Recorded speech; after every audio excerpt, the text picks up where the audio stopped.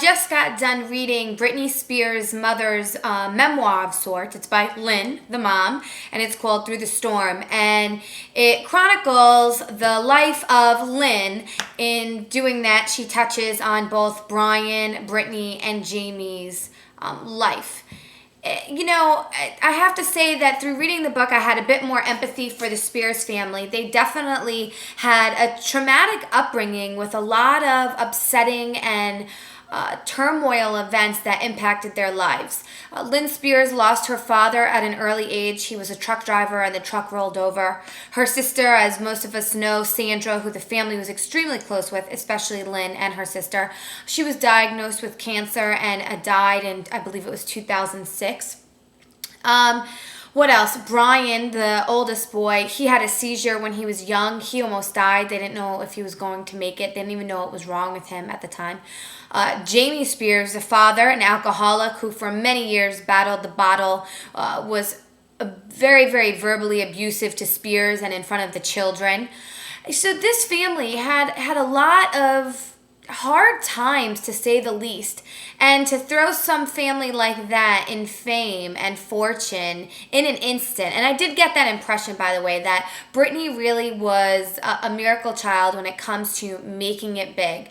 People try years and years to get where Britney was, and basically her first record was a hit. Her first single, Hit Me Baby One More Time, was number 1 on the top 40. They were praying for the song to even make it into the top 40, and it wound up instantaneously becoming number 1. So this family, it went from rock bottom to the top of the world in a short time span. And let me add that actually, I don't know if it was the year in which Britney's first record was released or in the year in which Britney was working on her first record, the family actually filed for bankruptcy. I couldn't believe that. I was in shock. So, you're not talking about a family who came from money, like say the Hiltons, for example, that already had money behind their child, who could help their dreams come true by contacting the right people. The Spears family really created a network as one door opened on its own. They really didn't knock down doors. But I could go on and on talking about this book, and unfortunately, I ended not having as much empathy for the family because of something I read in here, and I want to share it with you all, okay?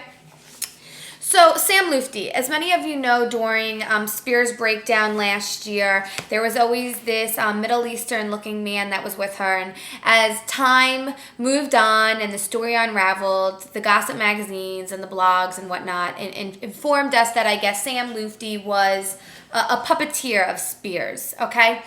But this is the part that shocked me. Listen to this.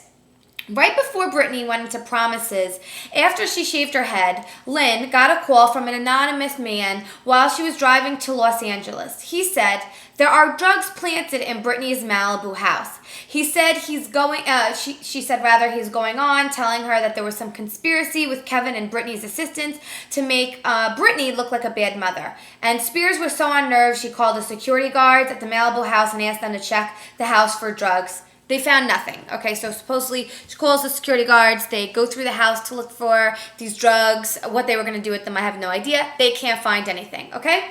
Well, listen to this. She didn't hear from this mysterious person again until months later. Right away, she said she recognized his voice. She said, "Are you the same guy who called me with a conspiracy theory about drugs being planted in Britney's house?" He said, "Yes, it's me." When I told him his theory had proved wrong, he protested there were drugs, you just didn't find them. She says, "I should have hung up the phone right there and then, but she didn't."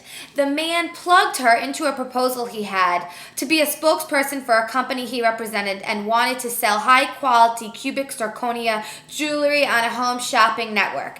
And Lynne Spears is thinking, okay, well, I could sell jewelry on TV. This would be great. I can make some money and whatnot.